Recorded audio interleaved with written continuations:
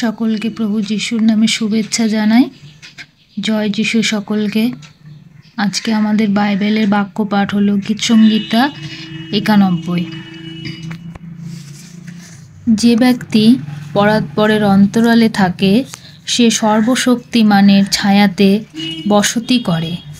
আমি সদাপ্রভুর বিষয়ে বলিব, তিনি আমার আশ্রয়, আমার দুর্গ, আমার ঈশ্বর, আমি তাহাতে নির্ভর করিব। হ্যাঁ, তিনি তোমাকে ব্যাধের ফাঁদ হইতে ও সর্বনাশক মারি হইতে রক্ষা করিবেন। তিনি আপন পালকে তোমাকে আবৃত করিবেন। তাহার পক্ষের নিচে তুমি আশ্রয় পাইবে। তাহার সত্য ঢাল ও তনুত্রাণস্বরূপ।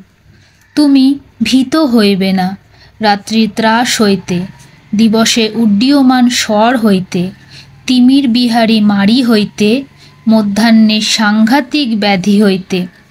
পড়িবে তোমার পার্শ্বে 1,000 জন, তোমার দক্ষিণে 10,000 জন, কিন্তু উহা তোমার নিকটে আসিবে না।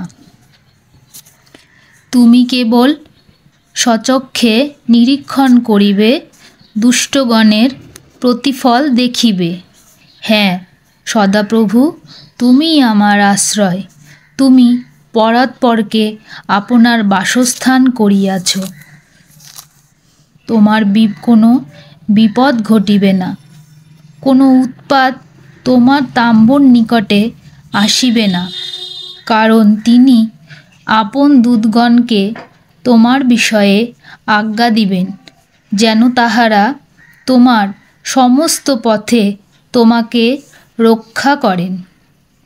তাহারা তোমাকে হস্তে করিয়া তুলিয়া লইবেন, পাছে তোমার চরণে প্রস্তরের আঘাত লাগে। তুমি সিংহ ও সর্পের উপরে পা দেবে। তুমি যুবসিংহ ও নাগকে পদতলে দুলিবে। হ্যাঁ, সে আমাতে আসক্ত, তজ্জন্য আমি তাহাকে বাঁচাইব। আমি তাহাকে উচ্চে স্থাপন করিব, কারণ সে আমার নাম জ্ঞাত হইয়াছে। সে আমাকে ডাকিবে, আমি তাহাকে উত্তর দিব। আমি সংকটে তাহার সঙ্গে থাকিব। আমি তাহাকে উদ্ধার করিব, গৌরবান্বিত করিব। আমি দীর্ঘ আয়ু দিয়া তাহাকে তৃপ্ত করিব।